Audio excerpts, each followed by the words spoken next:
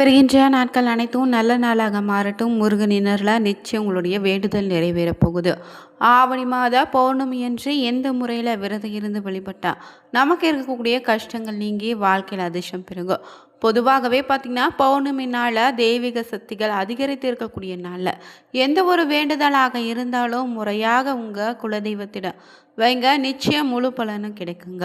இந்த பௌர்ணமியினுடைய சிறப்பு என்ன, இந்த நாளில் எப்படி விரதம் இருக்கணும்னு தெரிஞ்சுக்க வீடியோவை கடைசி வரைக்கும் ஸ்கிப் பண்ணாமல் பாருங்கள். மேலும் நீங்கள் புதியவராக இருந்தீங்கன்னா மறக்காமல் சேனலை சப்ஸ்கிரைப் பண்ணிவிட்டு கூடவே இருக்க பெல் பட்டனை கிளிக் பண்ணிக்கோங்க.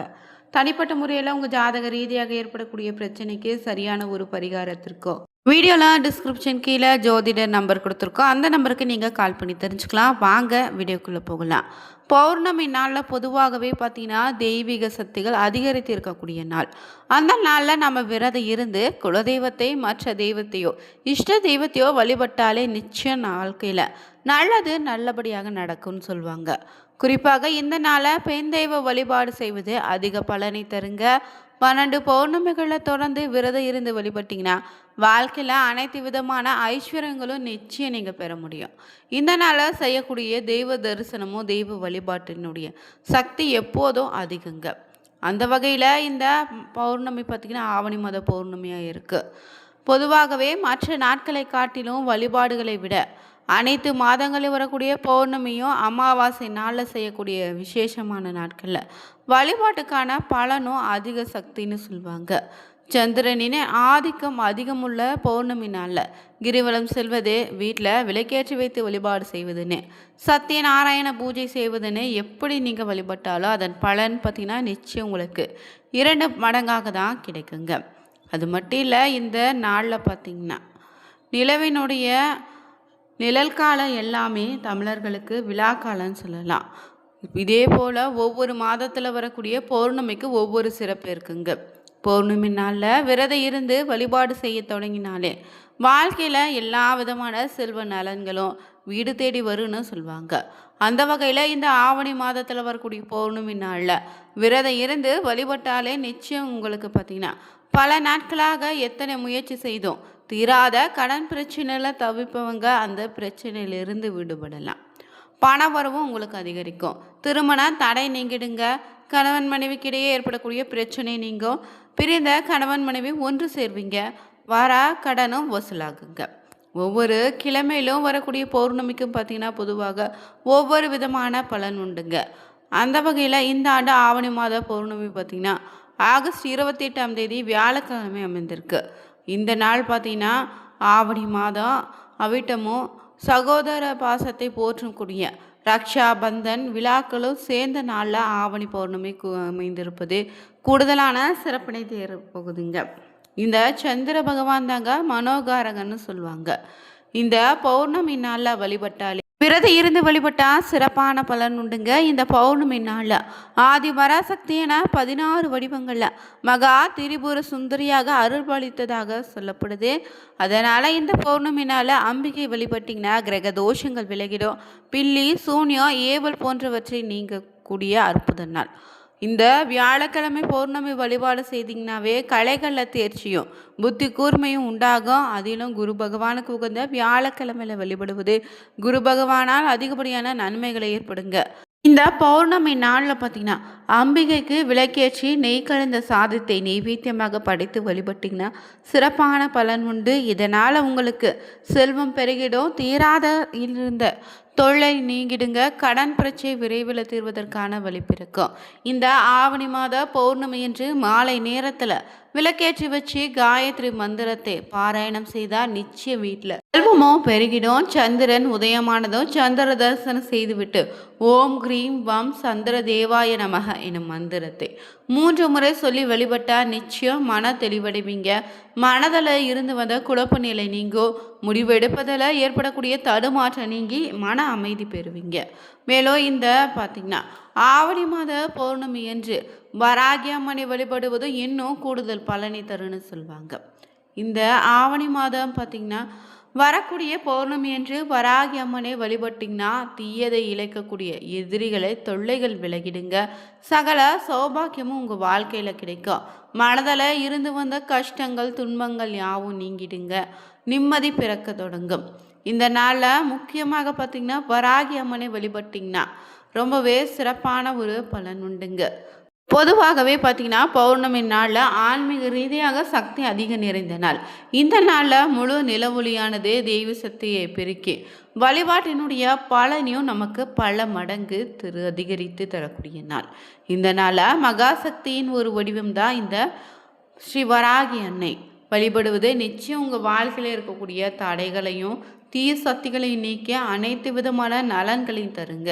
மேலும் இந்த நாளில் பார்த்திங்கன்னா வராகி அம்மனுடைய சப்த மாதாக்களின் ஒருவராகவும் மகாசக்தியின் உக்கிரமான வடிவங்களை ஒன்றாக இருக்கக்கூடிய தேவி. இவர் பூமியின் தலைவியாகவும் பயிர்களை காப்பவராகவும் பக்தர்களுக்கு தைரியத்தையும் வெற்றியையும் தரக்கூடிய தேவிங்க. வராகி அம்மனை வாகனமான பன்றி இது ரொம்பவே வலிமையானது, உறுதியாக இருக்கும். இந்த நாளில் வராகி அம்மனை வழிபட தேவையான பொருட்கள் பார்த்திங்கன்னா வராகி அம்மனுடைய படம் இருந்தால் எடுத்து வச்சுக்கலாம், இல்லை சிலை வச்சுக்கலாம். நெய் இல்லைன்னா நல்லெண்ணெயில் தீபம் ஏற்றி, செந்தாமரை இல்லைன்னா சிவப்பு அரளிப்பூக்களால் வெற்றிலை பாக்கு நெய்வேத்தியம் படைத்து விபூதி குங்குமம் ஊதுபத்தி காமிச்சு நீங்கள் வழிபடுங்க. இந்த பௌர்ணமி நாளில் மாலையில் குளிச்சு விட்டு சுத்தமான உடை அணிந்து கொண்டு பூஜை செய்யும் இடத்தை சுத்தம் செய்து வராகி அம்மனுடைய படம் இல்லைனா சிலையை ஒரு பலகையின் மீது வச்சிடுங்க. அதன் முன் பச்சரிசி மாவினால் கோலமிடுவது வேண்டுங்க. முதல்ல குலதெய்வத்தை வணங்கிட்டு வராகி அம்மனுக்கு முன்னாடி தீபம் ஏற்றிடுங்க.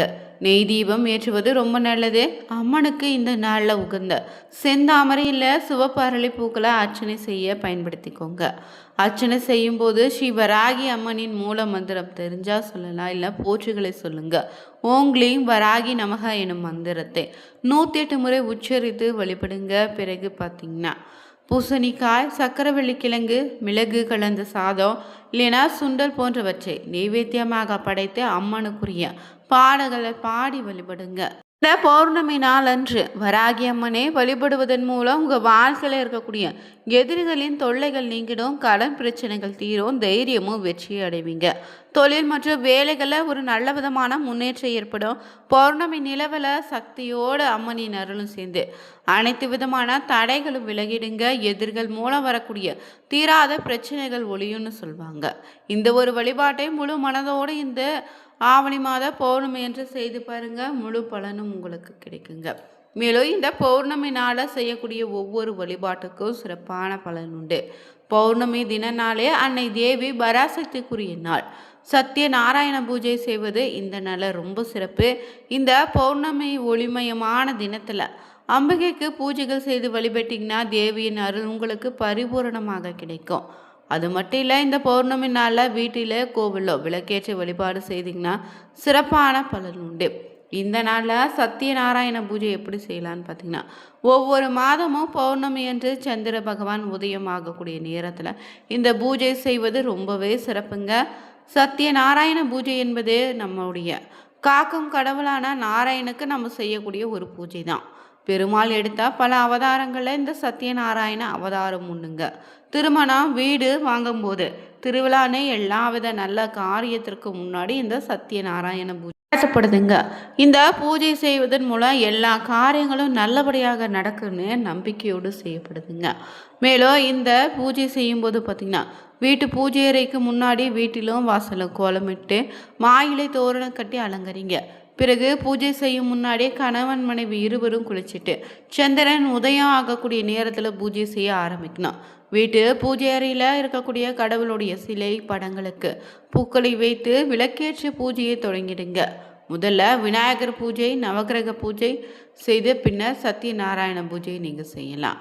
இந்த கடவுளுடைய தனக்கு என்ன குறை உள்ளது, தனக்கு என்ன வேண்டுன்னு கேட்காம உங்களுடைய தீப தூப ஆராதனை காட்டி பூஜை செய்யுங்க. சத்தியநாராயண பூஜை செய்வதன் மூலம் புத்திர பாக்கியம் உண்டாகும், பட்டம் பதவி கிடைக்கும், புகழ், செல்வம், அதிகாரம், அந்தஸ்துன்னு அனைத்து விதமான நன்மைகளும் நடக்குங்க. பல அருளும் இந்த நாளில் உண்டு. நாராயணுக்கு பிடித்த பால் பாயாசம், பாசிப்பயிறு கஞ்சி இந்த நாளில் நைவேத்தியமாக படைத்து வழிபடலாம். அதே போல் இந்த பௌர்ணமி என்று இந்திர பகவானுக்கு பூஜை செய்வது ரொம்ப நல்லது. வீட்டில் வெளியே சந்திரன் தெரியும் இடத்துல இங்கே வெளியில் அகல் விளக்கு இருந்தால் அதை ஏற்றி வைத்து வழிபடுங்க. பிறகு சந்திரனுக்கு பிடித்த வெள்ளை நிறத்தில் இருக்கக்கூடிய மல்லிகைப்பூ, தாமரை பூவை பார்த்திங்கன்னா பூஜைக்கு நீங்கள் பயன்படுத்திக்கலாம். ஒரு சிறு தாம்பழத்தட்டில் வாழைப்பழம், பால், கற்கண்டால் செய்த பொங்கல், பால் பாயசம் உள்ளிட்டவை நைவேத்தியமாக படைத்து பூஜையை செய்திடுங்க.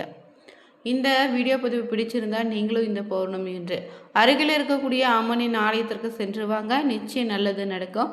குடும்பத்தில் இருக்கக்கூடிய பிரச்சனைகள் விலகிடுங்க. வீடியோ பிடிச்சிருந்தால் லைக் பண்ணுங்கள், ஷேர் பண்ணுங்கள், கமெண்ட் பண்ணுங்கள். சேனலை சப்ஸ்கிரைப் பண்ணிக்கோங்க. Thank you viewers.